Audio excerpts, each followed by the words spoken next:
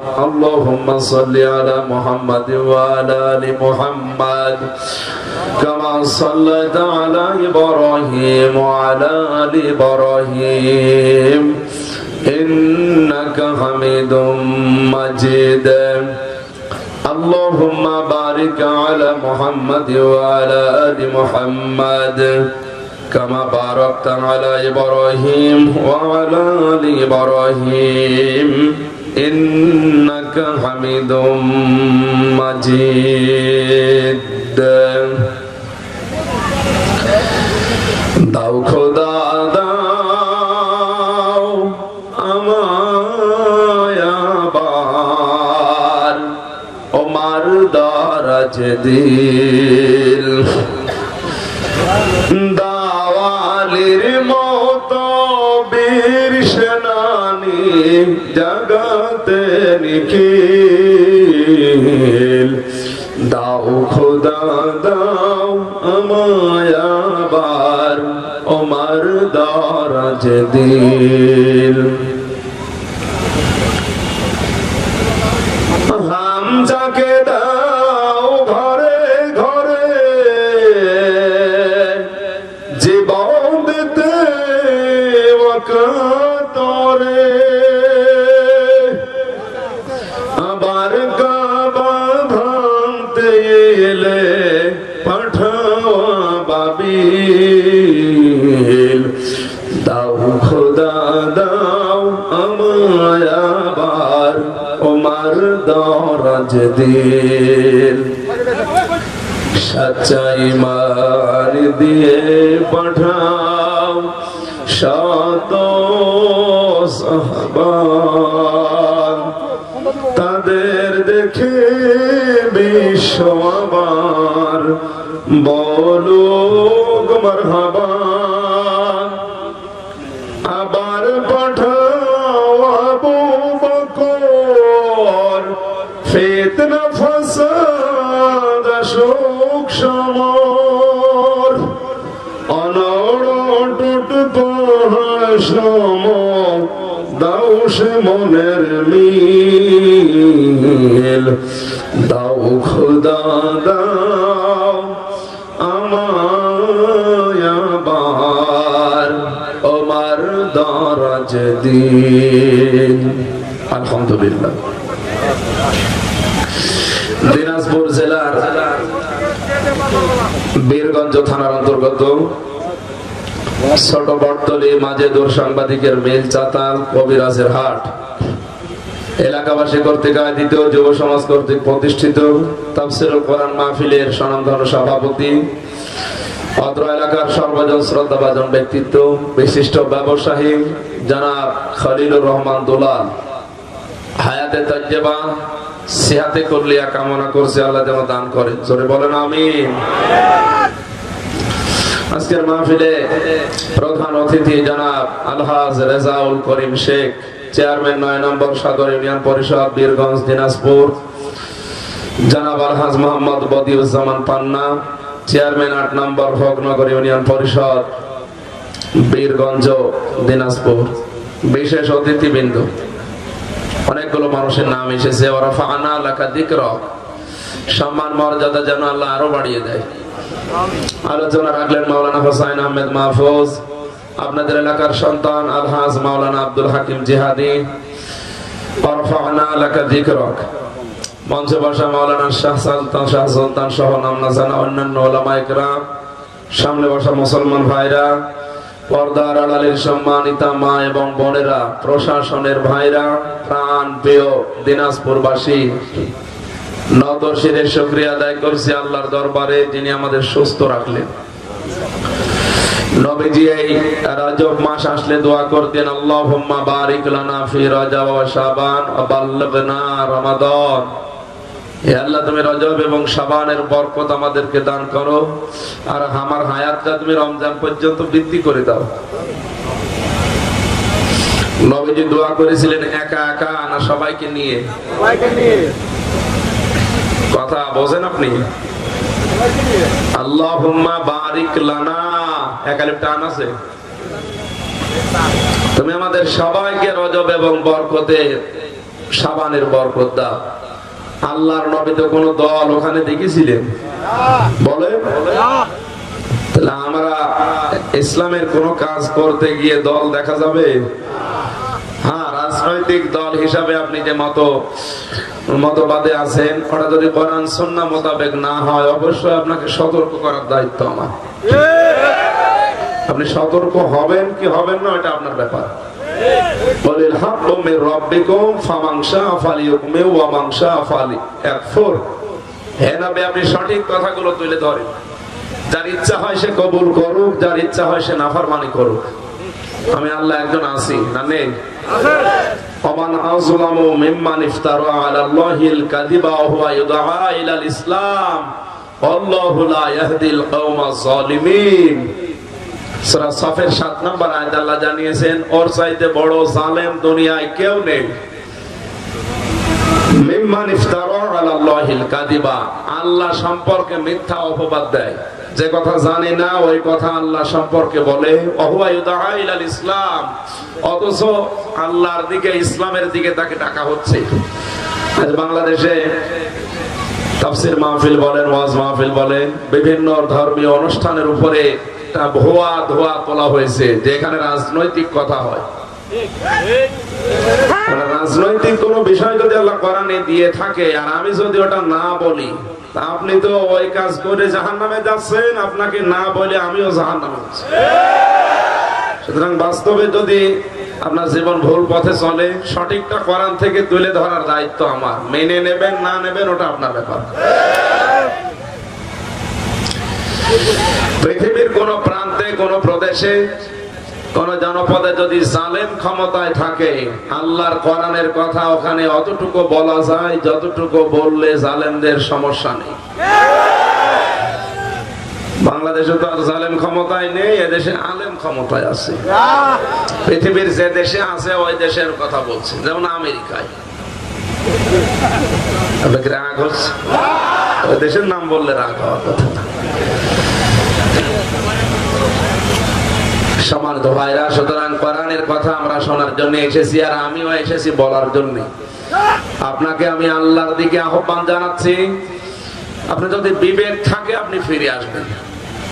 লাস্তা আলাইহিম বিমুসাইতির, আমাকে আল্লাহ দারোগা পুলিশ করে বানায়নি যে আপনাকে পিটিয়ে হেদায়েত করব। যদি ওইটা বানাতো তো পিটিয়ে হেদায়েত করব, যেহেতু আল্লাহ ওই ক্ষমতাটা দেয়নি। সঠিকটা তুলে ধরার দায়িত্ব এখন আমার। আমরা আজকের আলোচনার বিষয় নিয়েছি মুসলমান দাবি করার পরেও জাহান্নামে যাবে কারা। আপনি মনে করছেন কালেমা পড়লেই তো আমি মুসলমান, কালেমা পড়লেই আমি জান্নাতে যাব না, এরকম দৃষ্টান্ত ঠিক না। কালেমা আমি অনেক হিন্দুকে এখন পড়তে দেখছি, কি পড়ে না, জান্নাত পাবে না। কালেমা পড়লে জান্নাত পাবে এমন না, কালেমা পড়া লাগবে তিনটা শর্ত মেনে নিয়ে। আপনি মুখ দিয়ে উচ্চারণ করছেন, 2 নম্বরে ওটা অন্তর দিয়ে দৃঢ় বিশ্বাস করবে। কথা বলেন না কেন? 3 নম্বর, ওটা বাস্তব জীবনে আপনার প্র্যাকটিক্যাল লাইফে দেখানো লাগবে যে কালিমা এই চাই, এই নিষেধ করে। আব্দুল্লাহ ইবনে উবাই চামড়ার মুখ দিয়ে কালিমা পড়েছিল, কিন্তু অন্তর দিয়ে বিশ্বাস করে নাই। কথা বলেন না কেন? এই জন্য লোকটা কি শুধু মুনাফিক না, মুনাফিকের সর্দার। তার সম্পর্কে আল্লাহ কোরআনে কারীমের আয়াত পর্যন্ত নাযিল করেছেন। বিশ্বনবী মুহাম্মদ রাসূলুল্লাহ সাল্লাল্লাহু আলাইহি ওয়াসাল্লামকে কেউ যদি অনুসরণ করে আংশিক, এখানে রেখে দেন, এখানে নড়াচড়া বাদ দেন, পেছনে দেন। আব্দুল্লাহ ইবনে উবাইয়ের পুরা জীবন আমি পড়ে দেখেছি। ওর জীবনে কোন জায়গায় রাসূলের অনুসরণ বাদ ছিল না, শুধু এক জায়গায় নবীকেও মানত না। রাজনৈতিক জীবনে ওর নেতা ছিল আবু জেহেল। আমার তো এর জীবনী যখন পড়ি বাংলাদেশের সাথে মিলিয়ে দেখি, ওর ভাইরা ভাই বাংলাদেশে লক্ষ লক্ষ আছে। ওর পুরা জীবনে আমি কোন জায়গায় ভুল পেলাম না, খালি একটা জায়গায়। রাজনৈতিক জীবনে নবীকে মানত না, ওর নেতা ছিল তলে তলে আবু জেহেল। আপনি কি কথা বুঝলেন? এখন যদি আপনার জীবনে এরকম কিছু থাকে আপনাকে আল্লাহ ওর সাথে জাহান্নামে দেবে। ওর সাথে যে দেবে কোথায় পেলেন?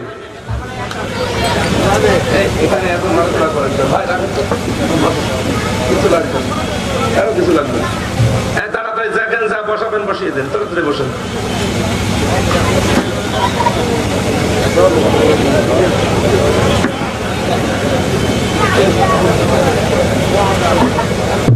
আমি কি গরু ছাগলকে বলছি তাড়াতাড়ি করেন, যা করবেন তাড়াতাড়ি করেন, নিস্তব্ধ হয়ে যান। এই স্যান্ডেল না, তাড়াতাড়ি আসেন, বসুন বসুন বসুন। এখানে চলাফেরা কেউ যেন না করে। কোরআনে কারিমে আল্লাহ জানিয়েছেন সূরা তাওবার ৮০ নম্বর আয়াতে, ইস্তাগফির লাহুম আও লা তাস্তাগফির লাহুম ইন তাস্তাগফির লাহুম ৭০ মাররাতান। মাঝারিতে পড়েছি ৭০ মাররাতান পর্যন্ত বলার পরে জিবরাইল থেমে গেছে। যতটুকু পড়লাম এর ভেতরে হুম কয় জায়গায়?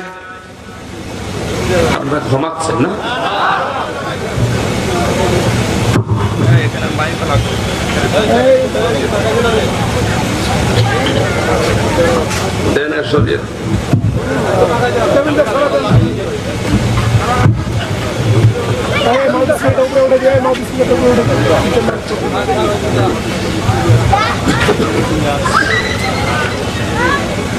একটু খেয়াল করে শুনবেন, কারণ ওই আশেপাশে কথা বলি খুব কম। যতটুকু বলছে আধা ঘন্টা বলি, কিন্তু কোরআনে কারিম থেকে শুনেন। সূরা তাওবার ৮০ নম্বর আয়াতে আল্লাহ বলেন, ইস্তাগফির লাহুম আও লা তাস্তাগফির লাহুম ইন তাস্তাগফির লাহুম ৭০ মাররাতান। মাত্র এক লাইনের ভেতরে হোম কয় জায়গায়? হোম কি ১ বছর না বহু বছর? কি বুঝলেন তো? এখান থেকে আল্লাহ জানাতে চেয়েছেন ইস্তাগফির লাহুম আও লা তাস্তাগফির লাহুম, হে নবী আপনি এদের জন্য ক্ষমা চান আর এদের জন্য ক্ষমা নাই চান। ইন তাস্তাগফির লাহুম, আপনি যদি এদের জন্য ক্ষমা চান ৭০ মাররাতান, ৭০ বার। এই আয়াত নাযিল করেছে কার বিরুদ্ধে? আব্দুল্লাহ ইবনে উবাইয়ের বিরুদ্ধে। সে তো একজন, তার নাম না দিয়ে অথবা কা দিতে পারতো, ওরকম হোম দিতে পারতো। ১ বচন দিলেও হতো, না দিয়ে বহু বচন দিলেন কেন? আল্লাহ জানেন যে আব্দুল্লাহ ইবনে উবাই বেশি দিন দুনিয়ায় থাকবে না, কিন্তু তার চরিত্র নিয়ে কিয়ামত পর্যন্ত অনেকে দুনিয়ায় যাবে। এই হোম দিয়ে আমরা ঝামেলায় আছি। এটা যদি না থাকতো আমাদের কোনো অসুবিধা ছিল না। যদি হোম দিত শুধু, তাও ঝামেলা ছিল না। হোম দিয়ে আমার মনে হয় এখন আমরা ঝামেলায় আছি। এটার জন্য কিন্তু কাফের, মুশরিক, বেদিন যারা, ওদের কোনো সমস্যা নেই। কারণ মুনাফিক শুধুমাত্র তৈরি হবে মুসলমানদের ভেতরে। ইহুদি, খ্রিস্টান, বৌদ্ধ, হিন্দু, এদের ভেতরে মুনাফিক তৈরি হবে না? হবে না। কিয়ামত পর্যন্ত ওদের ভেতরে মুনাফিক তৈরি হওয়ার সম্ভাবনা নেই। মুনাফিক শুধুমাত্র তৈরি হবে মুসলমানদের ভেতরে। এখন যদি আপনাকে জিজ্ঞাসা করি, ভাই আমি ইহুদি দেখবো, আপনি বলবেন যান ইসরায়েলে যান, শুধু ইহুদি পাবেন।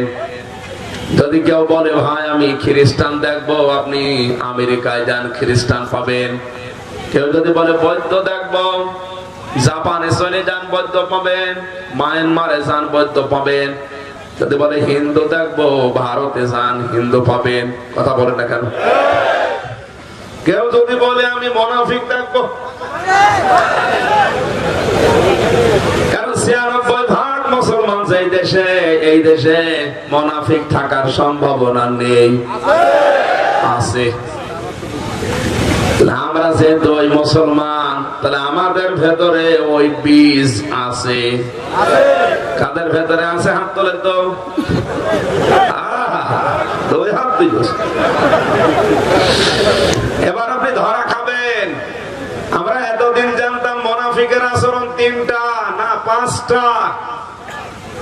১ নম্বরে কথা বললে মিথ্যা বলে, ২ নম্বরে ওয়াদা করলে ভঙ্গ করে, ৩ নম্বরে কাছে কিছু আমানত রাখলে খেয়ে ফেলে।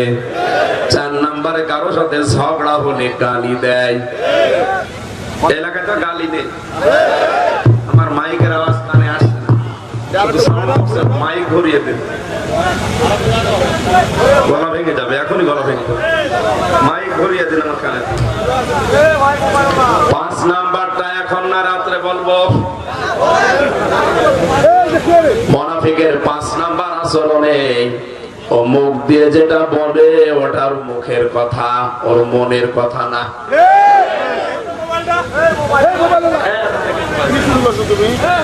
আপনার জন্য খুব সমস্যা আছে, রাখেন।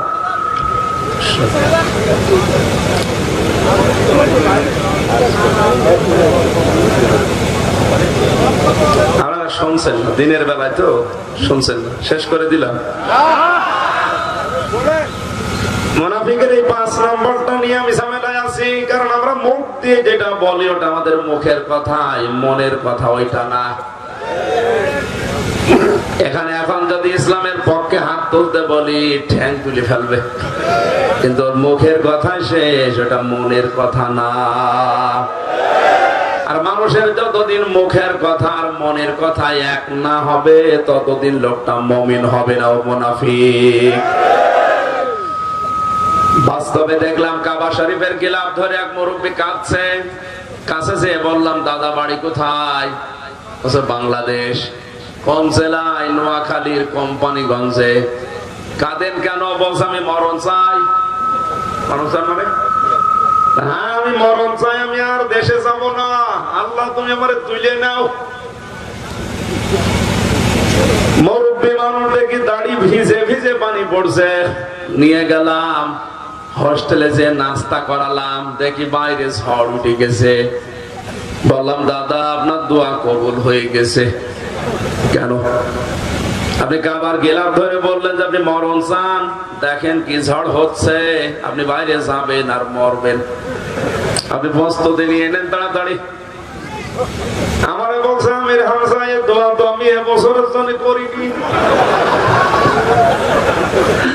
কি সিটার, ঝড় দেখে দোয়া পাল্টি হয়েছে। বলছে আগামীতে যদি আসি তখন। ওর মুখের কথা আর মনের কথা কি এক? হ্যাঁ কথা বলে দেখেন। এই যে গত জানুয়ারি মাসের 26 তারিখে গিয়েছিলাম ওর গ্রামে, এসে বলছো হুজুর আসসালামু আলাইকুম। কি দাদা মরেননি? বলছে না আগামীতে যদি যায়। ও যাবে না মরবেও না। এই জন্য ওর মুখের কথা আর মনের কথা যতদিন এক না হবে ও কি হজ করলেও মুনাফিক। কথা বলে না কেন? যেহেতু হোম আল্লাহ দিলেন, বোঝা যাচ্ছে আয়াতটা যেহেতু কিয়ামত পর্যন্ত থাকবে, আর বাংলাদেশেও যেহেতু এই আয়াতটা আছে না নেই, তাহলে আমাদের একটু ঝামেলা এর ভেতরে আছে। যদি আল্লাহ শুধু আব্দুল্লাহ ইবনে উবাইর জন্যই নাযিল করতেন তাহলে হোম বহু বচন দিতেন না, 1 বচন দিতেন। আল্লাহ পাক বলেন হে নবী এরকম লোকের জন্য যদি আপনি দোয়া করেন, আর আপনি যদি নাও করেন, আপনার পরবর্তীতে দুনিয়ায় যারা যাবে তারা দোয়া করবে। এর চরিত্র ছিল সব জায়গায় ভালো, শুধু রাজনৈতিক জীবনে আপনাকে মানতো না। এবার আপনি আয়াতটা বাংলাদেশের সাথে মিলাবেন। আমার তো মনে হচ্ছে বাংলাদেশ দেখে এই মাত্র এই আয়াতটা নাযিল হইল। এতটুকু না দিয়ে আল্লাহ বলেন ইন তাস্তাগফির লাহুম ৭০ মাররাতান, হে নবী আপনি এই লোকটার জন্য যদি ৭০ বার দোয়া করেন। নবীজি বলেন জিবরাইল পর্যন্ত বলার পরে যখন থেমে গেছে, চিন্তা করলাম এই লোকটার জন্য আমি ৭১ বার দোয়া করব। ৭০ মাররাতান ৭০ বারের কথা আছে, আমি ৭১ বার করব। আমি মনে মনে প্রস্তুতি নিচ্ছি যে এর জন্য আমি দোয়া আরো বেশি করে করি। ফালাইয়াগফিরাল্লাহু লাহুম, সঙ্গে সঙ্গে পরবর্তী শব্দটুকু জিবরাইল নাযিল করলেন। ফালাইয়াগফির, এটা মুজারে, বর্তমান ভবিষ্যৎ, প্রেজেন্ট ফিউচার। মুজারের আগে লান আসলে অর্থ হয় কখনোই হবে না, এর আগে আবার ফা এসেছে। আবার শেষের দিকে দিলেন লাহু, হে নবী শুধু এর জন্য না, এর মতো চরিত্র দুনিয়ায় যারাই বানাবে তাদের জন্য যদি আপনি ৭০ বার না কিয়ামত পর্যন্ত দোয়া করেন, আমি আল্লাহ তাদের মাফ করব না। যেহেতু মুনাফিক মুসলমানদের ভেতরে হওয়ার সম্ভাবনা বেশি, এই জন্য আমাদের একটু ভয় লাগছে, না লাগে না? আল্লাহ তুমি আমাদেরকে হেফাজত করো, জোরে বলেন আমিন। এই জন্য ইসলামের দিকে ডাক দেওয়ার পরেও যদি আপনি উল্টা দিকে নিয়ে যান, আমি আপনাকে কল্যাণের দিকে ইসলামের দিকে ডাকবো আর আপনি মনে করবেন এটা রাজনীতি। রাজনীতি যদি ইসলাম দিয়ে করা জায়েজ না হয়, কি দিয়ে করা জায়েজ হবে বলেন? আপনি যেটা দিয়ে করছেন রাজনীতি যদি জায়েজ না হয়, তাহলে আপনি মুসলমান রাজনীতি করতে পারবেন না। কথা বলেন না কেন? যেটা কোরআন দিয়ে বলা যায় না সেটা অন্য জিনিস দিয়ে বলবো কি করি? যারা এই কথাগুলো বলে নিজেদের দোষগুলো ঢাকতে চায়, এখন যদি আমি এই লোকটার বাড়িতে গিয়ে ডাক দেই, ভাই বাড়িতে আছেন, ওনার ছোট্ট একটা বাচ্চা বেরিয়ে বলছে আমার আঙ্কেল বাবা বাড়ি নেই, উনি ঢাকায় গেছে 3 দিন পরে আসবে, এত মোলায়েম গলায় সুন্দর কণ্ঠে ডাক দিয়েছে আঙ্কেল বলে, ও ছেলে না আম্মাইয়ে বলা যাচ্ছে না, ওটা আম্মু বলে ডাকবো না আব্বু বলে ডাক দেবো, আমি বুঝতে পারি নাই। এখন ওকে বুঝতে হলে কি করা লাগবে? পায়জামা প্যান্ট খুলে ফেলা লাগবে না? না মানে না খুলে বুঝবেন কি করে? নাম ধরবেন, নাম তো ডিজিটাল না। আপনি যদি বলেন তোমার নাম কি, বলবে মাহিয়া মাহি। ও মাহি পুরুষের নামও আছে, মাহি বিচৌধুরী, নায়িকা মাহিয়া মাহি, বুঝবেন আপনি? যদি বলে আমার নাম আকাশ, ও ছেলে মানুষের নাম আকাশ হয়, মেয়ে লোকের নাম আকাশ হয়। কি করা যাবে তখন? পায়জামা প্যান্ট খোলা লাগবে, কারণ কি আবরণ দিয়ে ঢেকে রাখা আছে, আবরণ তুলে ফেললে বোঝা যাবে। কথা বলেন ঠিক কিনা? তাফসীরুল কোরআন লিখে দিয়েছেন, তাফসীর শব্দের শাব্দিক অর্থ উন্মুক্ত করা। ঢাকনা দিয়ে ঢাকা আছে, ঢাকনা তুলে ফেলা, খুলে ফেলা, আবরণ সরানো। আজ বাংলার ময়দানে তাফসীর করলে বাধা আসে এই কারণে, ওয়াজ মাহফিলে বাধা নেই, ইসালে সাওয়াবে বাধা নেই, ওরস শরীফে বাধা নেই, ওরস মোবারকে বাধা নেই, কোন অনুষ্ঠানে আমি বাধা হয়েছে শুনি নাই, আরো সাহায্য হয়। শুধু বাধা হয় বাংলার জমিনে তাফসীর মাহফিলে। একটাই কারণ, ওরা জানে যে কোরআনের সঠিক তাফসীর যদি করা হয়, আমরা যে আবরণ গুলো ঢেকে আছি নিজেদেরকে, জুলুমের আবরণ, শিরিকের আবরণ, কুফরের আবরণ, বেদাতের আবরণ, কোরআন দিয়ে যদি সঠিকভাবে কথাগুলো তুলে ধরে, আমাদের আবরণ গুলো সব জাতি দেখে ফেলবে যে আমি আম্মু না আব্বু।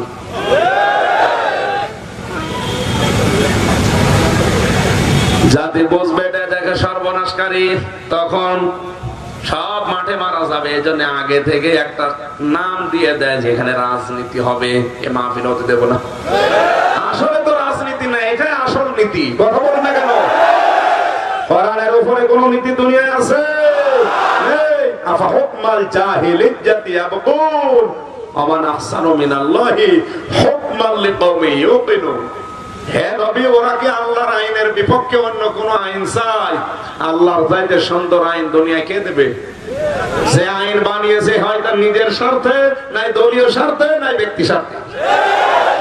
আর আল্লাহ যেটা বানিয়েছে তার নিজের স্বার্থে। বলেন, কয়েকদিন আগে যে লোকটা মুসলমান হয়ে গেছে, বুশের মেয়ে, এটা আল্লাহ বলেছিল নাকি? সারা পৃথিবীর মুসলমানদের শত্রু এই বুশ, ওর মেয়ে কয়েকদিন আগে মুসলমান হয়ে গেল। জিজ্ঞাসা করা হচ্ছে আপনি মুসলমান হলেন কেন? বুশের এই ছোট মেয়ে বলেছে আমি মুসলমান হয়েছি, অন্যান্য ধর্মগ্রন্থগুলো আমি পড়েছি, আমি বিশ্ববিদ্যালয় থেকে অনার্স মাস্টার্স করা, ডক্টরেট করা একটা মেয়ে, বিভিন্ন ধর্মের ছাত্রী আমি। তুলনামূলক ভাবে অনেকগুলো ধর্মগ্রন্থ পড়ে দেখলাম ওই ধর্মের ভেতরে বেশিরভাগ লেখা নিজের স্বার্থে নাই দেশের স্বার্থে। কোরআনে কারিমা পড়ে দেখেছি, ওরা কোরআন পড়ে দেখলাম না এ কোরআন কারো স্বার্থে না, এ কোরআন মানবতার স্বার্থে। এই জন্য সব বাদ দিয়ে আমি একজন খ্রিস্টান মুসলমান হয়ে গেলাম। জোরে বলেন আল্লাহু আকবার। কোরআনের কাছে আপনি ওই নিয়তে এখনো আসেন, আপনাকে এখনো হেদায়েতের পথ কোরআন দেখাতে পারে। সে ক্ষমতা কোরআনের আছে না নেই? এইরকম নিয়ত নিয়ে আজকে আমরা এসেছি, আমাদেরকে যেন জোর করে হলেও কোরআনে হেদায়েত দিয়ে বাড়ি নিয়ে যায়। কথা বলছেন না কেন? কিন্তু শর্ত আপনার মন থাকা লাগবে। আপনার যদি মন না থাকে, নবীজির চাচা আবু তালেব সারা জীবন নবীকে বাড়িতে রেখে কোলে কাকে নিয়ে খরচ করে করে তাকে মানুষ করেছে, কিন্তু মন ছিল না, এই জন্য আল্লাহ তাকে হেদায়েত দেয়নি। আসতে বলেন, আপনারা যদি মন না থাকে আপনাকে আল্লাহ হেদায়েত দেবে না, সম্ভব না। আশা করছি আপনার মন আছে, আজকের এই ময়দান থেকে হেদায়েত নিয়ে বাড়ি যাবে। দরুদ আর সালাম পাঠ করে নবীজির জীবনের মেন দায়িত্ব যেটা ছিল, মেন কর্তব্য কি সেটা?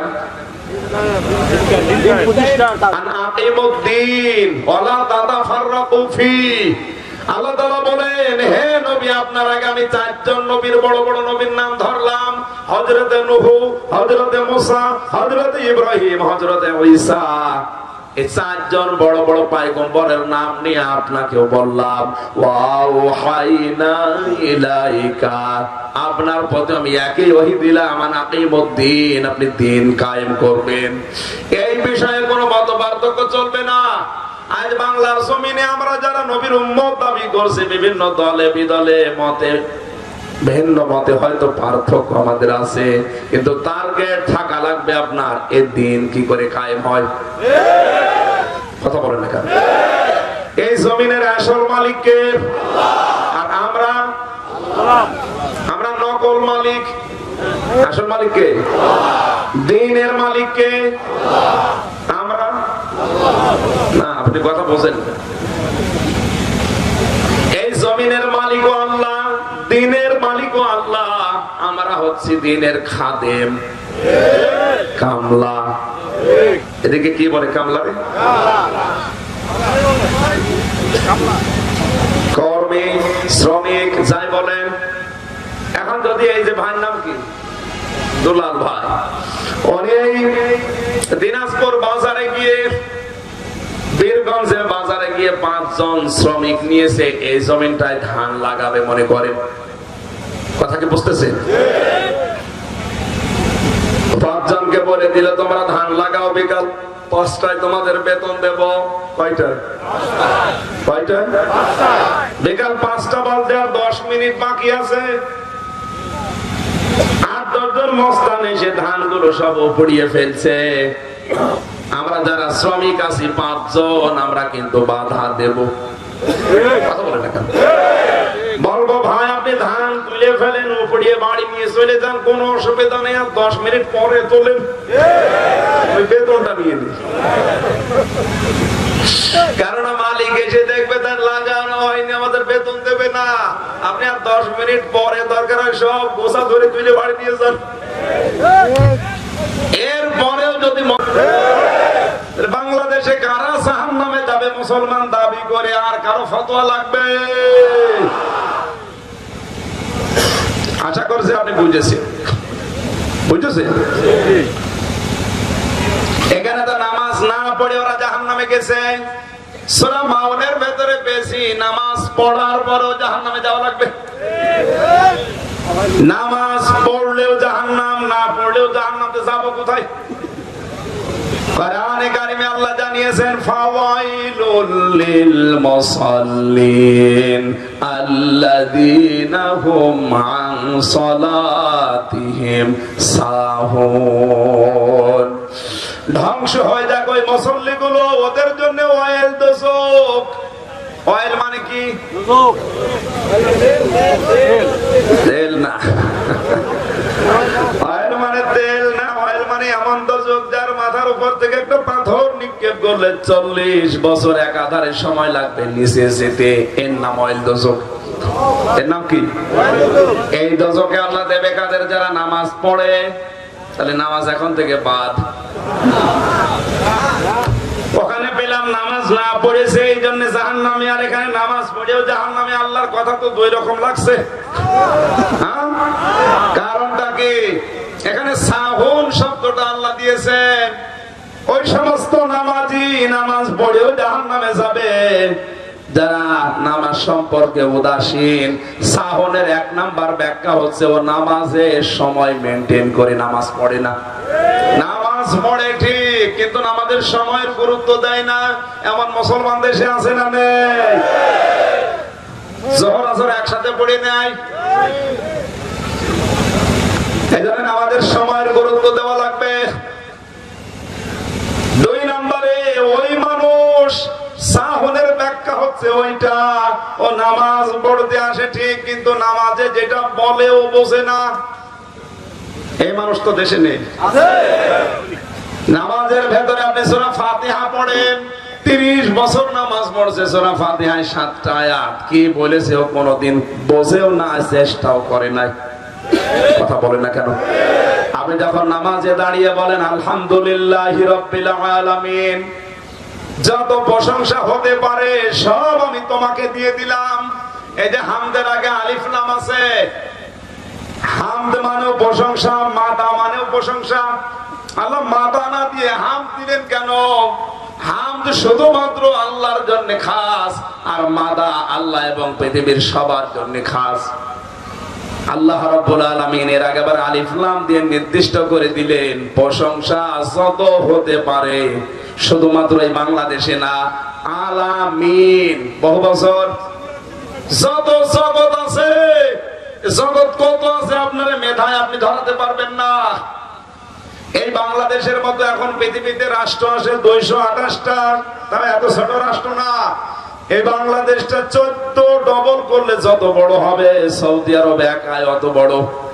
এই বাংলাদেশটা 29 ডবল করলে যত বড় হবে, ইন্ডিয়া একাই অত বড়। বাংলাদেশটা 59 বার জোড়া দিলে যতবার হবে, যত বড় হবে, আমেরিকা একা অত বড়। এরপরে কানাডা আছে, চীন আছে, রাশিয়া আছে।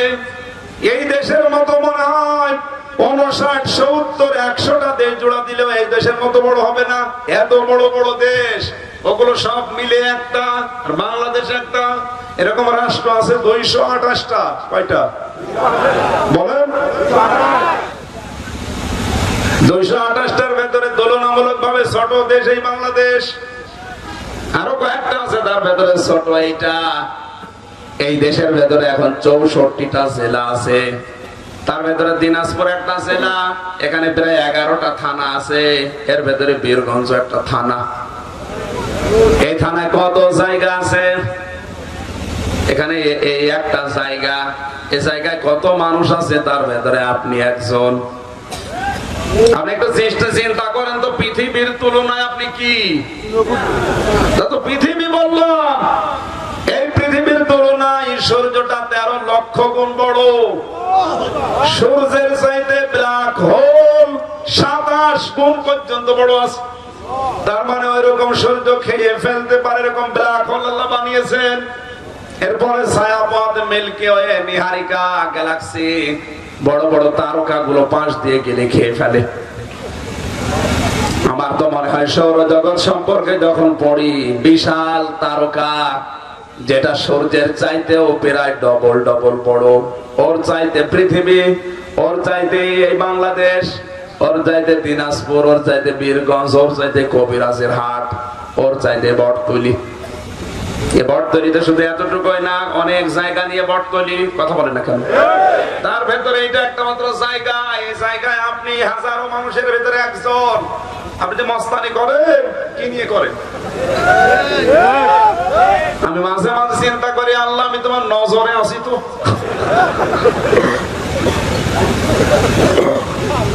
আর আমার মাস্তানি দেখে কে? আপনি প্রশংসা করে কি জানালেন আল্লাহকে? আল্লাহ শুধু বাংলা বাংলাদেশ না, শুধু পৃথিবী না, যত জগতে প্রশংসা হয় সব আমি তোমাকে দিয়ে দিলাম। সুবহানাল্লাহ বলতে পারেন? এতটুকুই বলে শেষ করলেন না, বললেন আর রহমানির রহিম, হে আল্লাহ তুমি তো দয়াবান মেহেরবান, মালিকি ইয়াউমিদ্দিন, কিয়ামতে একচ্ছত্র মালিকানা তোমার। আপনি কিয়ামতের বিশ্বাসও আল্লাহর উপরে ছেড়ে দিয়ে বলেন আল্লাহ কিয়ামতে কোন পীর, কোন বুজুর্গ, কোন নবী, কোন রাসূল বাঁচাতে পারবে না, শুধু তুমি ছাড়া। এই কথা আপনি দাঁড়িয়ে দাঁড়িয়ে বলছেন। আপনাকে কেউ কি লাঠি দিয়ে পিটিয়ে বলাচ্ছে? বলেন না কেন? এই নিয়মটা আল্লাহ শেখালেন কেন নামাজে বারবার? কারণ পৃথিবীতে আপনি যদি কারো কাছে কিছু পেতে চান, অবশ্যই আগে তার প্রশংসা করা লাগবে।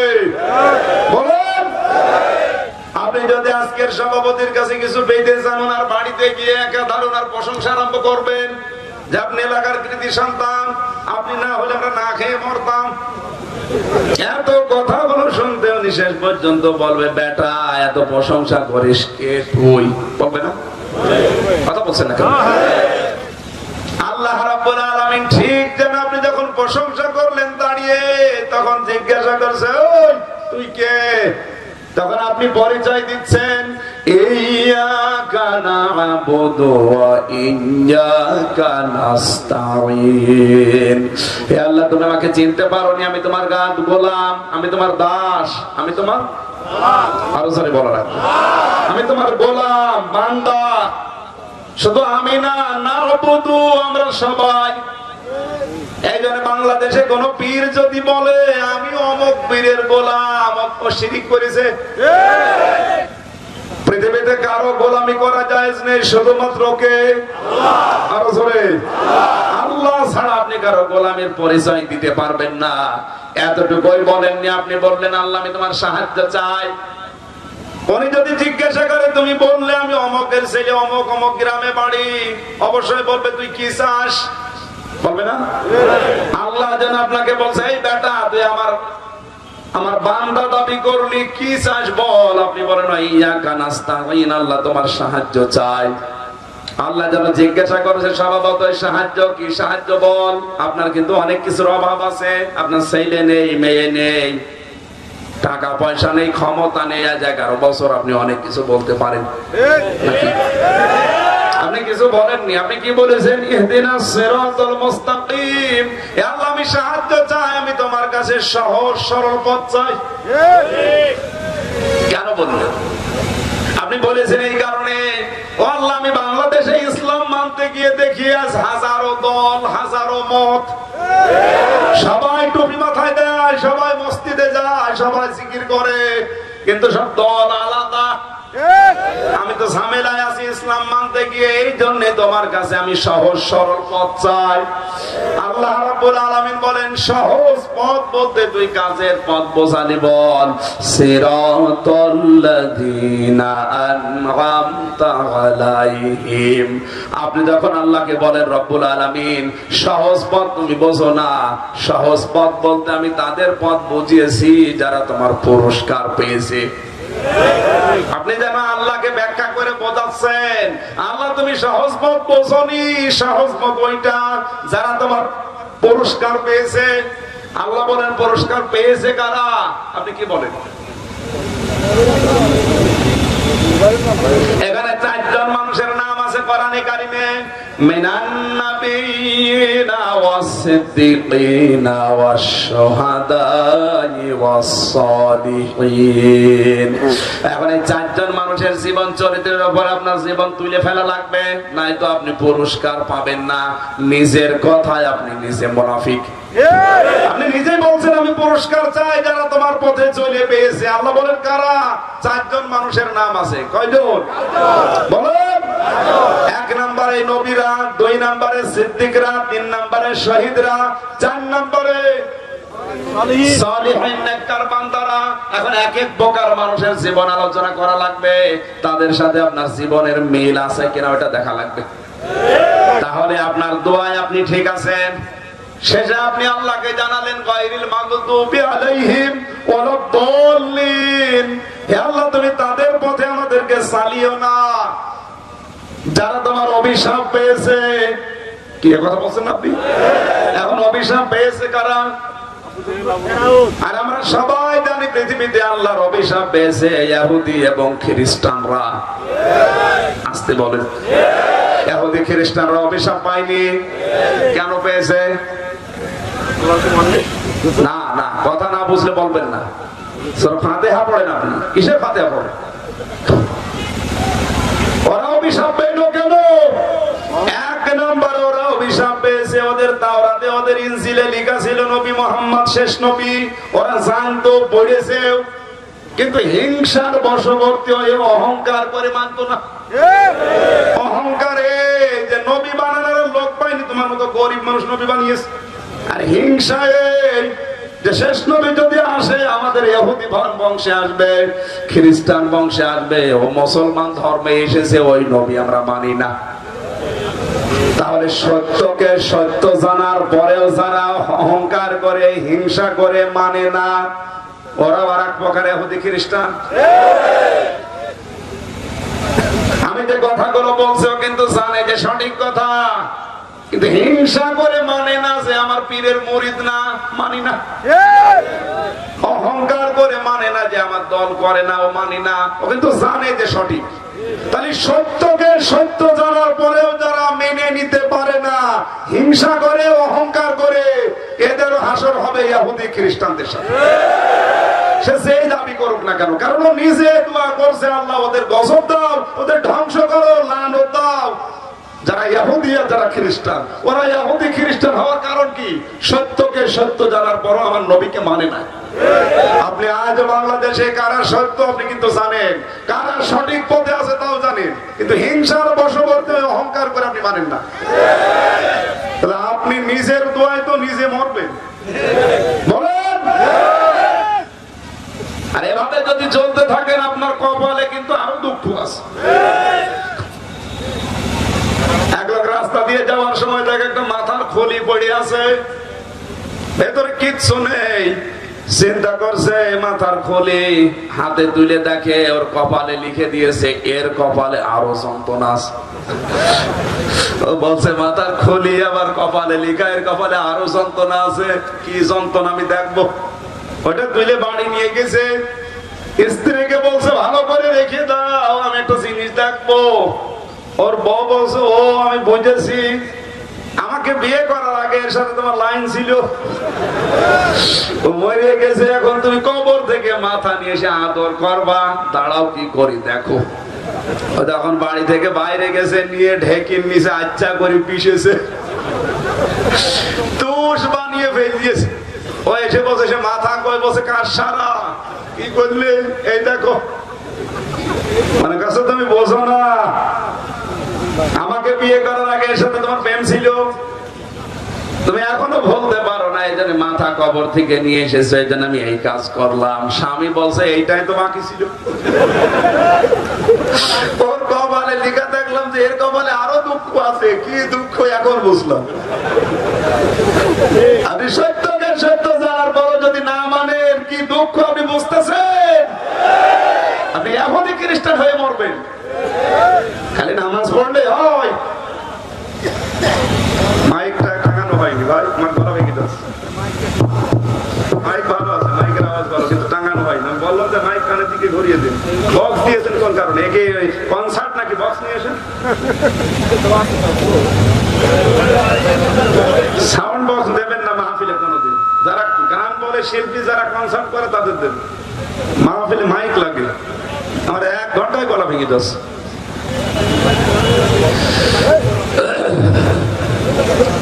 সুবহানাল্লাহ ওয়ালহামদুলিল্লাহ লা ইলাহা ইল্লাল্লাহ। সুবহানাল্লাহ ওয়ালহামদুলিল্লাহ লা ইলাহা ইল্লাল্লাহ। লা ইলাহা ইল্লাল্লাহ মুহাম্মাদুর রাসূলুল্লাহ। আমার ভাইরা, সাহনের 2 নাম্বার ব্যাখ্যায় আমরা ছিলাম, যেটা পড়ে ও বোঝে না এরকম নামাজি কোথায় যাবে? আর জোরে। এখানে যদি থাকে অবশ্যই তাকে বুঝে নেওয়া লাগবে। নামাজে যেটা পড়েছে 1 নম্বরে সূরা ফাতিহা বসে নাই, 2 নম্বরে অন্য একটা সূরা মিলিয়েছি কেন? আপনি পুরো কোরআন শরীফ একটা সামারাইজ করে দেখবেন, প্রত্যেক নামাজে আল্লাহ ফরজ নামাজের পরে সূরা ফাতিহার পরে 3 আয়াত অথবা বড় 1 আয়াত পড়ার একটা সিস্টেম দিয়েছেন নাকি?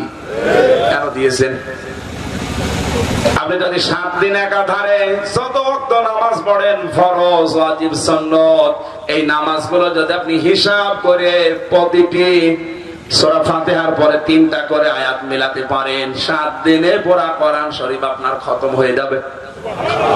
তাও নামাজে আর যদি বুঝে পড়তে পারেন, আপনি তো শোনায় সোহাগা। নামাজের ভেতরে যখন পড়বেন যে এই কাজে এই হয়, তখন আপনি অন্তত নামাজ শেষ করার পর ওই কাজে আর যেতে পারেন না। কথা বলে না কেন? আল্লাহ কিন্তু মানুষ যেন কোরআনের সিস্টেম না ভুলে যায়, এই জন্য নামাজের ভেতরে কোরআন পড়া ওয়াজিব করে দিয়েছেন। এরপরে আপনাকে দোয়া দরুদ পড়া লাগে, এরপরে তাসবিহ পড়া লাগে। তাসবিহর ভেতরে আমরা দেখেছি সুবহান রাব্বিয়াল আযীম, সুবহান রাব্বিয়াল আ'লা। এই যে সুবহান, এই শব্দটা বলা লাগে 299 বার। কত? 299 বার একই কথা বলা লাগে কেন? খাও 5 ওয়াক্ত নামাজের শুধু ফরজ নামাজ যারা পড়ে তাদের, অন্য নামাজ বাদ দিলাম, শুধু ফরজ নামাজ যারা 5 ওয়াক্ত পড়বে তারা হিসাব করে দেখবেন সুবহান শব্দটা বলা লাগে কতবার। এই কথাটা এতবার কেন? সুবহান মানে পবিত্র। সুবহান মানে কি? কে পবিত্র? আল্লাহ। কিসের থেকে? আল্লাহ রাব্বুল আলামিন বলেন, আমি আল্লাহ প্রথমে পবিত্র শিরিক থেকে। আপনি আল্লাহকে প্রথমে শিরিক থেকে পবিত্র করার ঘোষণা দিলেন। আল্লাহ তুমি শিরিক থেকে পবিত্র, তোমার সাথে কোনো শিরিক আমি করি না। এখন শিরিক কাকে বলে? আল্লাহ যেটা পারে ওইটা অন্য কেউ পারে, এই বিশ্বাস করার নাম শিরিক। এই শিরিক তো বাংলাদেশে নেই। এখন শিরিক কত প্রকার, কি কি, কাকে বলে, কেমন করে হয়, এটা আপনাকে জানা লাগবে। শুধু সুবহান শব্দের ভেতরে আমি 172 প্রকার শিরিক পেয়েছি। শিরিক প্রধানত 4 প্রকার: শিরিক বিল জাত, শিরিক বিল সিফাত, শিরিক বিল ইখতিয়ার, শিরিক বিল হুকুক। এই 4 প্রকার আবার শ্রেণী বিভাগ করলে হয় 8 প্রকার। এই 8 প্রকার ভাগ করলে হয় 12 প্রকার। এই 12 প্রকার ভাগ করলে হয় 22 প্রকার। এই 22 প্রকার ভাগ করলে হবে 42 প্রকার। এই 42 প্রকার ভাগ করলে হবে 72 প্রকার। এই 72 প্রকার ভাগ করলে হবে 120 প্রকার। ওই 120 প্রকার আবার শ্রেণী বিভাগ করলে হবে 172 প্রকার। আপনি শুধু বলেছিলেন সুবহান রাব্বিয়াল আ'লা, এটা ভাগ করলে শিরিক বের হবে কত? 172 প্রকার। এত পয়েন্ট আছে এক একটা শব্দে।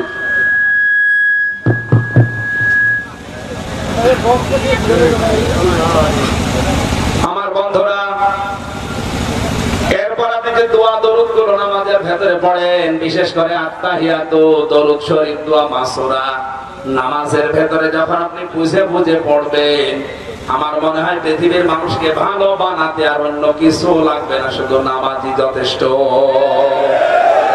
এই জন্য আল্লাহ গ্যারান্টি দিয়ে বলেছেন, ইন্নাস সালাতা তানহা আনিল ফাহশাই ওয়াল মুনকার। অবশ্যই নামাজ মানুষকে অন্যায় কাজ থেকে বাঁচাবে। বাঁচাবে তা না, বাঁচাবে। আল্লাহ যদি গ্যারান্টি দেয়, উনি আন্দাজে দিয়েছে না, এগুলো গবেষণা করে দিয়েছে। এজন্য নামাজের ভেতরে আপনি যা পড়েন আপনি তো বোঝেন না। এজন্য আপনি যদি না বুঝে পড়েন, ওই নামাজ আপনাকে অন্যায় কাজ থেকে বাঁচানোর যোগ্যতা রাখে না। সুতরাং এখন থেকে অন্তত সূরা ফাতিহা আর অন্য 4টা সূরার অর্থ আপনাকে জানা লাগবে। আপনি কি চেষ্টা চালাবেন? ওরা প্রথমেই বলছে আমরা জাহান্নামে এসেছি, নামাজ পড়তাম না। আর এরা বলছে জাহান্নামে নামাজ পড়ার পরেও দিয়েছে, এই কারণে নামাজ পড়েছি কিন্তু নামাজের এই যে সাহুনের ব্যাখ্যা মানতাম না। 3 নম্বরে সাহুনের ব্যাখ্যা হচ্ছে নামাজের ভেতরে ওর খুশু খুশু নেই, মন নেই। 4 নম্বরে নামাজে ইমাম যদি ভুল করে, লোকমা দেয়, কিন্তু যে সমাজে যে রাষ্ট্রে আছে তারা যদি ভুল করে তখন আর কিছু বলে না। আমার তো মনে হচ্ছে বাংলাদেশের মানুষের নামাজ কবুল হয় না এই কারণে এই 4 নাম্বারটা। নামাজ 5 ওয়াক্ত জায়গায় 6 ওয়াক্ত পড়বে অসুবিধা নেই, কিন্তু আমাদের শিক্ষাটা 4 নম্বরে। ইমাম ভুল করলে লোকমা দেওয়া লাগে। পরিবারের সমাজে রাষ্ট্রে যারা নেতা আছে ইমাম আছে এরা ভুল করলে লোকমা দেওয়া লাগবে। এই শিক্ষাটা এই দেশে নেই, এই জন্য নামাজ মাথার উপরে ওঠে না। কথা বলেন। সুতরাং এখানে দল দেখা যাবে না, কোন দলীয়করণ আত্মীয়করণ নেই। আপনাকে নামাজের শিক্ষাটা কাজে লাগাতে বলছে, আপনি যে দল করেন নিষেধ করছে না, করেন। নামাজের শিক্ষাটা যদি নিয়ে আসতেন আপনি আর উল্টা পাল্টা দলও করতে পারবেন না। কথা বলেন না কেন? আর আপনাকে নতিমুল মিসকিন, ওরা বলবে আমরা এতিম মিসকিনদেরকে খাবার দেয়নি। এতিম মিসকিন কাকে বলে? দারিদ্র্যমুক্ত সমাজের জন্য যারা কাজ করে না, শুধু নিজে খেয়ে পরে বাঁচবো, অন্য লোকের খবর নেব না, এই চরিত্রের মানুষ মুসলমান দাবি করলেও জাহান্নামে যাবে। আমার তো মনে হচ্ছে এই চরিত্রের মানুষ এখন বাংলাদেশে কম বেশি আছে। শুধু নিজে খাবো, নিজে পড়বো, নিজের আখের গোছাবো, আর মানুষের খোঁজ খবর নেব না। না, এদিক থেকে প্রধানমন্ত্রী স্বতন্ত্র, উনি শুধু নিজে খাবে নিজে পড়বে না। দেশের মানুষ সবাই যেন দারিদ্র মুক্ত হয় এই জন্য কর্মসূচি নিয়েছে। কি সেটা কি? দারিদ্র মুক্ত সমাজের জন্য যতগুলো প্রকল্প হাতে নিয়েছে তার 1 নম্বরে একটি বাড়ি একটি খামার, এটা অন্যতম। একটি বাড়ি একটি খামার, এই উদ্যোগটা নেওয়ার কারণে হাজারো মানুষ মাথা গোজার ঠাঁই পেয়েছে, হাজারো মানুষ একটা কর্মসংস্থান পেয়েছে। কথা বলে না কেন? যদিও যেভাবে বন্টন হওয়ার দরকার ছিল ওইভাবে হয়নি, এইটাই সমস্যা। এটা বন্টন করার সময় আর দর বেতন দেখা যাবে না, কারণ সবাই আমার দেশের জনগণ। এই জায়গায় যদি কেউ পক্ষপাতিত্ব করে তাহলে ভালো কাজটা মাঠে মারা যাবে। ঠিক আছে, দারিদ্র্যমুক্ত সমাজের জন্য আমি উদ্যোগ নিয়েছি, কাজ করব, কিন্তু এই জায়গায় দলীয়করণ করা যাবে, আত্মীয়করণ চলবে। নবীজি এটা করেননি, এই জন্যই তিনি বলতে পেরেছিলেন খায়রুল কুরুনি করনি, আমার যুগ শ্রেষ্ঠ যুগ। কথা বলে না কেন? সুতরাং উনি একা পারবে না, ওনার সাথে আমাদেরকেও যোগ দেওয়া লাগবে। দারিদ্র মুক্ত সমাজ গঠন করার জন্য ভূমিকা আপনারও থাকা লাগবে। আপনি যদি উপরে যেতে না পারেন, আপনি আশপাশে তাকিয়ে দেখবেন আপনার আত্মীয় স্বজনের ভেতরে কারা গরিব। আপনার টাকা আল্লাহ দিয়েছে, অন্তত তাদের সবাইকে না সামর্থ্য অনুযায়ী 5 জন মানুষের কর্মসংস্থান আপনি তৈরি করে দেবেন। কথা বলেন না কেন? এখানে দারিদ্র মুক্ত সমাজের জন্য যারা কাজ করবে না ও মুসলমান দাবি করার পর যাবে কোথায়? যারা একে অপরের সমালোচনা করে, বসে বসে শুধু গীবত করে। আপনি বাসতলায় গাছতলায় দোকানে বসে দেখবেন শুধু গীবত চলছে। আর এই বাংলাদেশে এখন বেশি আলোচনা হয়, গীবত হয় আলেমদের।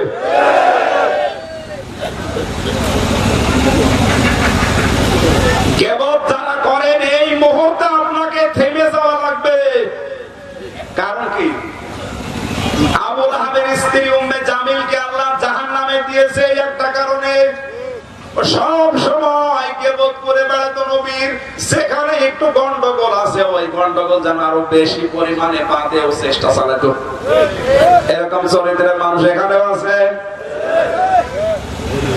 হযরত মুসা আলাইহিস সালাম জানিয়েছেন, অনেকদিন বৃষ্টি বন্ধ ছিল, আমার উম্মতদেরকে নিয়ে আমি একটু দোয়া করলাম, আল্লাহ তুমি বৃষ্টি দাও। ইস্তেখারা নামাজ আদায় করার পরে বৃষ্টি চেয়েছি, তিনবার মোনাজাত করার পরও আল্লাহ বৃষ্টি দিল না। মানে রাগী নবী ছিলেন, বললেন আল্লাহ তুমি বৃষ্টি দাও না কেন? আল্লাহ তাআলা বলেন দেব না। কেন? কারণ তো তোমরা যাদেরকে নিয়ে দোয়া করছিলে ওদের ভেতরে নামিমা নামে একজন লোক আছে। নামিমা মানে তালাতালি করা, একের কথা অন্যের কাছে লাগিয়ে সম্পর্ক নষ্ট করা। এরকম একটা লোক আছে, ও যতক্ষণ পর্যন্ত বের হয়ে না যাবে ততক্ষণ দোয়া কবুল হবে না, বৃষ্টিও হবে না। মুসা নবী বলছে আল্লাহ শুধু তুমি ওর নামটা বলে দাও, দেখো কি করি। আল্লাহ বলছে না, নাম ধরে গীবত করতে আমি নিজেই নিষেধ করি, আর এখন আমি ওর নাম বলে দিলে তুমি ঘাড় ধরে সবার সামনে বের করে অপমান করবা, বলা যাবে না। মুসা নবী বলে, আল্লাহ আমি তো আর আলিকুম বিদাতিস সুদুর না, মানুষের মনের খবর জানি না, তুমি দয়া করে নামটা বলো। আল্লাহ তাআলা বলেন, না নামটা বলবো না, এক কাজ করো, সবাইকে নিয়ে তওবা করো। তাহলে ওই মহিলাও তওবা করবে।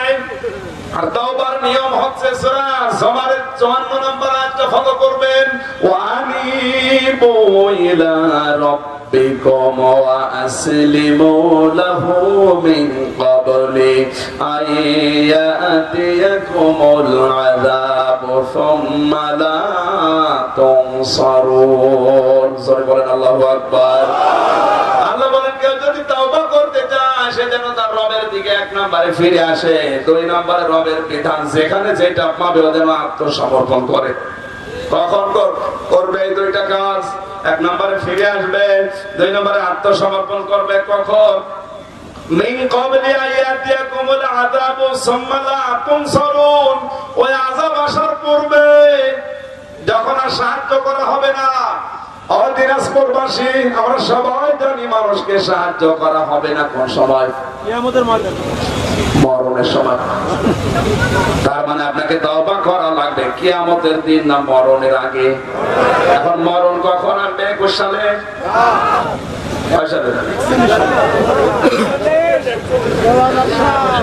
আপনি টের পাচ্ছেন কি বললো? আপনি যে 21 সালে তওবা করার জন্য বসে আছেন, এখন হায়াত পর্যন্ত আছে, কি করিস? সুতরাং তওবা করা লাগবে কি 42 সালে না এখনই? এখন। কারণ আপনি বসে আছেন, দাঁড়াবেন সে গ্যারান্টিও নেই। কথা বলেন না কেন? আমরা যে দোয়া করি কবুল হয় না এই একটা কারণে, কারণ যারা বসে আছে এরকম তালাতালি করার লোক আছে। ওই যারা আছেন আপনি চলে যান, নাই তো দোয়া মাটি মারা যাবে। চলে যাচ্ছে, চলে যান, তালাতালি করে বেড়ায়। যাক, চলে যাক, তারপর আমরা আলোচনা করছি। তাহলে মুসলমান দাবি করার পর জাহান্নামে যাবে 3 নাম্বার তারা, যারা তালাতালি করে, একের কথা অন্যের কাছে লাগায়, দোষ চর্চা করে। এ দেশে এখন এগুলো আছে না নেই? আল্লাহ আমাদের হেফাজত করেন, জোরে বলেন আমিন। 4 নাম্বারটা আপনি শুনতেছেন? হ্যাঁ শুনতেছেন। 4 নাম্বারটা আজকে থাক। 4 নাম্বারটা বলতে গেলে যদি আপনার গায়ে পেতে চাই, জবান ছেড়ে আগে জিকির করেন। আমি বলছি সুবহানাল্লাহ আলহামদুলিল্লাহ লা ইলাহা ইল্লাল্লাহ সুবহানাল্লাহ আলহামদুলিল্লাহ লা ইলাহা ইল্লাল্লাহ।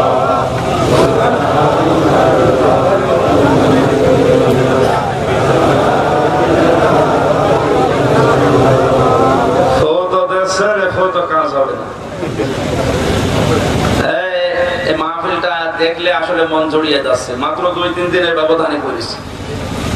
আপনারা এই 5টা মিনিটের পরে আমি আবার ওই 4 নাম্বার আয়াতে যাচ্ছি। একটু যান, যারা যাচ্ছে টাকা বের করে রাখবেন, দিয়ে দেবেন গেলে।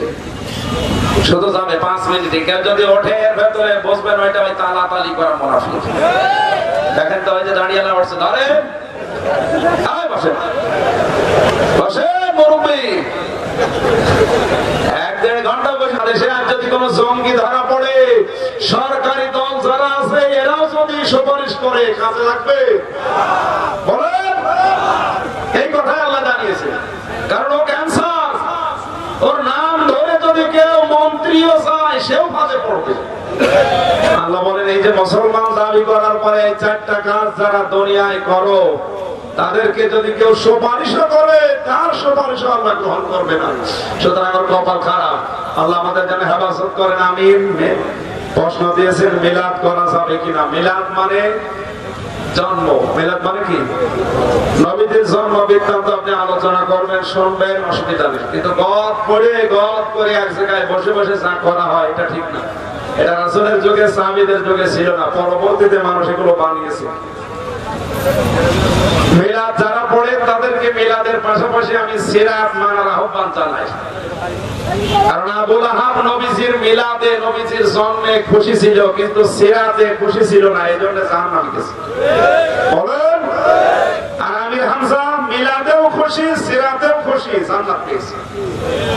এখন থেকে শুধু মিলাদ পড়ে নবীকে খুশি করবে হবে না, পাশাপাশি আপনি মিলাদ মানে জন্ম বৃত্তান্ত আলোচনা করবেন, জানবেন নবীর সম্পর্কে, অসুবিধা নেই। আল্লাহর নবীর সিরাতটাই আসল, কারণ সিরাত অনুসরণের কথা কোরআনে আছে, মানে মিলাদ পড়ার কথা কোরআনে আপনি দেখাতে পারবেন না, সিরাতের কথা আছে। লাকাদ কানা লাকুম ফি রাসূলিল্লাহি উসওয়াতুন হাসানা, তোমাদের জন্য মহত্তম আদর্শ রাসূলুল্লাহ সিরাতে। কোন জায়গায়? না মিলাদে, সিরাত আগে আদর্শ হিসেবে মেনে নেওয়ার আহ্বান জানিয়ে শেষ করলাম। আল্লাহুম্মা আমিন। রব্বানা আতিনা ফিদ দুনিয়া হাসানা ওয়া ফিল আখিরাতি হাসানা ওয়া কিনা আযাবান নার ওয়া আদখিলনাল জান্নাতা মা'আল আবরার ইয়া আজিজ ইয়া গফফার ইয়া রাব্বাল আলামিন। আল্লাহ তাআলা দিনাজপুর জেলার বীরগঞ্জ থানা ছোট বটতলী দক্ষিণ চক পাতলা জামে মসজিদ যুব সমাজের উদ্যোগে সপ্তম বাৎসরিক ঐতিহাসিক তাফসীরুল কোরআন মাহফিলে দিনের বেলায় হাজারো কাজ কাম বাদ দিয়ে আমরা তোমার কোরআন শুনতে এসেছি। মুসলমান দাবি করার পরে জাহান্নামে যাবে কার আমরা বুঝেছি। এই কাজগুলো থেকে তুমি আমাদের মাহফুজ রাখো আল্লাহ, সওয়াবগুলো নবীর রওজায় পৌঁছিয়ে দাও। মা বাবা যাদের হারিয়ে ফেলেছি আল্লাহ, মা বাবাকে তুমি ক্ষমা করো। মাহফিলের বাস্তবায়ন কমিটিতে যারা আছে, বিশেষ করে সম্মানিত সভাপতি খলিলুর রহমান দুলাল, আল্লাহ তাআলা ইব্রাহিম খলিলের সাথে কবুল করে নাও। সহ সভাপতি যারা আছে, প্রধান অতিথি, বিশেষ অতিথি, আল্লাহ তাআলা কত মানুষ এখানে আলোচনা রেখেছে, বিশেষ করে মাওলানা আব্দুল হাকিম জিয়াদি ভাই সহ যারা শ্রম দিল, এদের শ্রম তুমি কোরআনের প্রচারে কবুল করো। সম্মানিত মা বোনদেরকে তুমি তাড়াতাড়ি করা থেকে বাঁচাও, গীবত করা থেকে বাঁচাও। 5 ওয়াক্ত নামাজ রমজান সামনে আমাদের রোজা রাখার তৌফিক, নিজের শরীরকে হেফাজত করে পর্দায় থাকার তৌফিক দাও। স্বামী যাদের আছে স্বামীর সোহাগিনী বানিয়ে দাও। আগামীতে এই মাহফিলটা কোরআনের জন্য বিশাল আকারে মঞ্জুর করো আল্লাহ। আল্লাহুম্মা গফিরলি ওয়ারহামনি ওয়াহদিনি ওয়াফিনি ওয়ারযুকনি ইয়া রাব্বাল আলামিন। মরণ কখন আসে জানি না, আজরাইলকে যখনই ডাকবো যেন পড়তে পারি লা ইলাহা ইল্লাল্লাহু মুহাম্মাদুর রাসূলুল্লাহ। 15 বাজে এখানেই নামাজ পড়ে, তাড়াতাড়ি নামাজ পড়ে, সময় নেই আর, এখানেই নামাজ পড়ে।